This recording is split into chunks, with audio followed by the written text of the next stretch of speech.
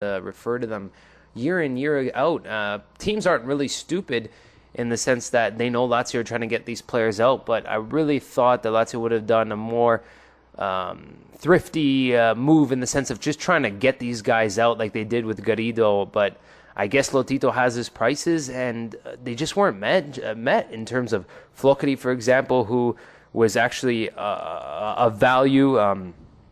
Getting Alfaro out to a loan, or Kozak, for example, to get them that experience that they just so desperately need of playing week in and week out in whatever division of Italy it is. But it just didn't happen.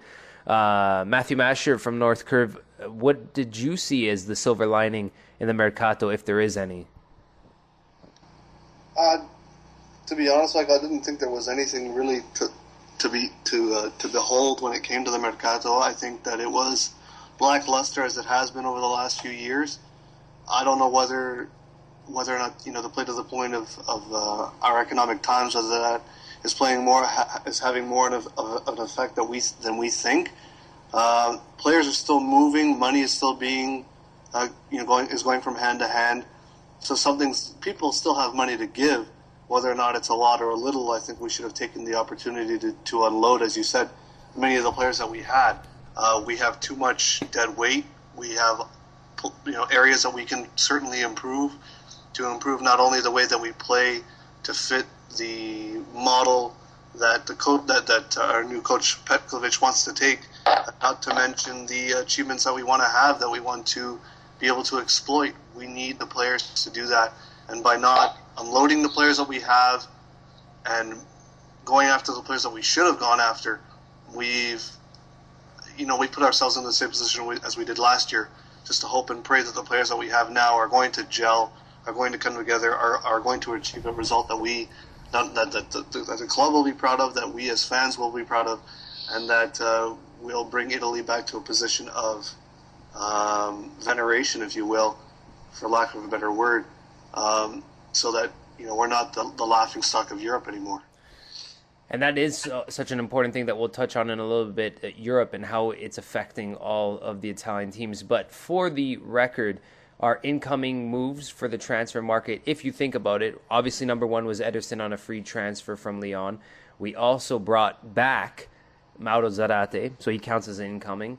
Sergio Flockery, and everybody else that's returned from loan, I guess in the sense of Foggia as well, that went out the year before. And right towards deadline day, a few days before, we brought in another gentleman who, in a way, in my personal opinion, after meeting Mobido Diakite, is his future twin in about 4 or 5 years. Michael Chani from France has joined us from parent club Bordeaux.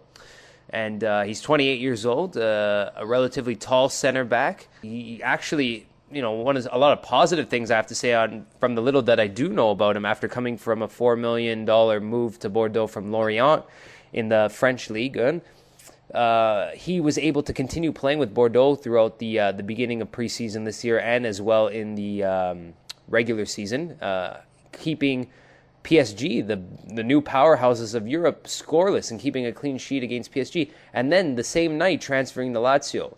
Now, I know these deals don't get done in the matter of a few hours. They've been going on for quite some time. So being able to play with that sort of rumor in your mind that I'm probably signing for another club and this is my last game for Bordeaux, you really don't expect much from a player in that sense, let alone for him to play in the game and then play as well as he did. So I'm really excited about him in that sense, and all the kudos to Michael Chani for coming over and being so professional with his last club, and hopefully he does the same thing for us.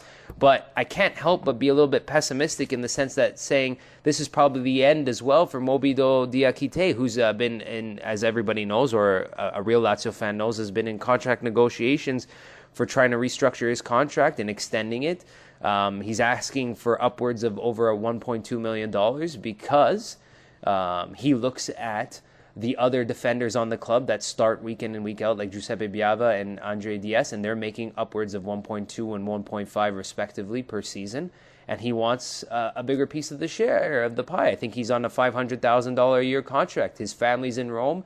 He feels that he's 25 years old and has a lot to give to this club. And which is something that's interesting that you don't see with a lot of players these days. He really just wants to stay, and his ambitions aren't as high as some maybe other up-and-coming players where they want to move on to bigger clubs. So I'm saddened that by that sense of the word that Lotito is not budging on what he's offered. And Lazio and Mobido Diakite has been frozen out of the squad, and it's an unfortunate situation. So you guys are free to go at it. Are you happy with Chani? Are you disappointed with Diakite? Where do you guys stand on the whole issue? For me, I would say for us and for Diakite, we're at a crossroads. Because in my opinion, and you know this well, Michael, I'm sure, this guy, Diakite, he's someone I've loved for many years, but the rate of improvement in the guy over the last 4 or 5 years is not as monumental as I would have hoped, and I'm sure as the club would have hoped. So, you know, you say he wants to stay, and when you say that, I fully believe that to be the case, of course. But at the same time, someone, be it him or his agent, is making demands for him to be the highest paid defender. Now, if he's demanding to be the highest paid defender, he should be the best defender that we have. And I don't think he's even close, because he's too errable. Now, if his game was to mature, you know, over the next 4 or 5 years at the same level of development, that in time he probably would be a regular starter for us and quite a useful asset. But while he's going through this transition into a Serie A, a proper Serie A standard defender, other clubs that Lotito is very aware of, because I'm pretty sure no matter what slanted media are putting on, I'm pretty sure Juventus have made an official bid over the summer for Diakite. I'm not sure. I'm not sure anyone has really confirmed that, but I'd be 95% certain that happened. So I think Lotito's aware that other clubs are interested, and that other clubs might be tempted, or might have been tempted, to make a considerable bid, and that would make enough money to cover both Chiani's transfer fee and maybe, you know, the salaries of 2 or 3 other players. But I think he's really shot himself in the foot, because, as you say, it seems like Diakite wants to stay, and it's for as long as he wants to stay, for as long as his demands are as high as they are, I don't see a place for him in this team. But I don't think he wants to be the highest paid defender on the team. He just wants to be considered amongst the other 2 defenders that are making upwards of $1 million. And let's not mistake ourselves. A lot of times, Biava was hurt last year, or Diaz, and he played more than 50% of the games, Diakite, last year. So he's just looking for his pay raise to be considered amongst those 3. I don't think he thinks he's better than those 2 guys. I think based on his age, he feels he can be better than those 2 guys. That's all. That's what I'm saying. I think that Diakite himself, it's interesting to discuss him. I never really rated him that highly, and I'm not really sure he could turn up to be the defender we were all hoping at some point. But I think it shows quite a bit of the problems that we have under Lotito when it comes to extensions of contracts. I mean, next year it's going to be Zarate, it's going to be Flockery. Right now, lots of people are frozen out of the team. He just doesn't seem to be able to get these deals in place in time. I mean, Diakite is a player. It's easy for me to sit here, and say this, but last year we should have offered him, starting off at whatever, 700,000 euros, or I'm just making something up better than what he's making today. And then, with the potential of that rising up to a top earner in our team amongst the defenders, that would have been reasonable, somehow tied to how well he performs, how many games he plays, or whatever. But now, trying to deal with him now, 1 year left of the contract, it's enough that Juventus, Inter Milan, even poorer teams in other leagues with money, if they come around, of course it's going to make you wonder, why isn't he ready to pay me what I'm asking for? I'm not asking for 2.5 million euros a year. I'm just asking to be seen as one of the starters or potential starters, or amongst the 3-4 central defenders. And this should have been dealt with at least a year ago. Ben Lally, is he a mercenary or is he modest? I think he deserves a rise, but I wouldn't go as far as putting him on 1.2 million a season, personally. I know we all have different outlooks on matches and stuff, and the reaction on the forum has been that most people like him, but personally, I don't trust him when he's in our back line. I don't believe the bid from Juventus, with a team that boasts defenders such as Barzagli, Bonucci, Chiellini. I can't see what they'd want with Diakite. I think that's agent talk. I think he will sign a contract soon enough, but I don't think it'll be for 1.2 million a season. I think it'll be a bit less than that. I think that's what Lotito's aiming for, obviously.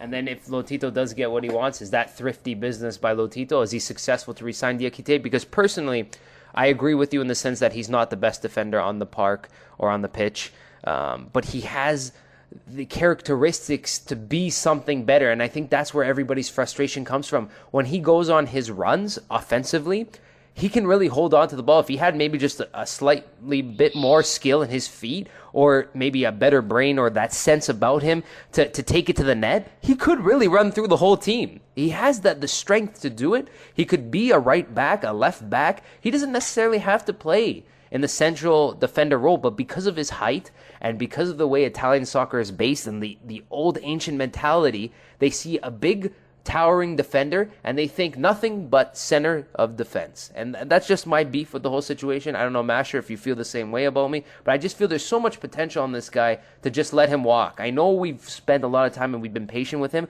but I'm saying if we can be patient with a guy like Mauro Zarate for as long as we have, we should have the same patience for a guy like Mobile Diakite. And on top of that, his first preference is to stay here before anything else. That's all I'm saying. Well, yeah, I mean, he's been a quality player. He's contributed to the team. He's versatile. He's never been one to complain, or at least not that I've been able to hear. Perhaps it hasn't reached my ears, but he's, like everybody's saying, he's worthy. He's worthy of the money that we should be paying him. He's contributing the way he should be. He's going above and beyond what people's expectations are, and although everybody has high expectations and everybody holds people to a certain level, that is above and beyond what anybody feels should be, is capable of, a human being is capable of doing. He's managed to achieve many of the things that we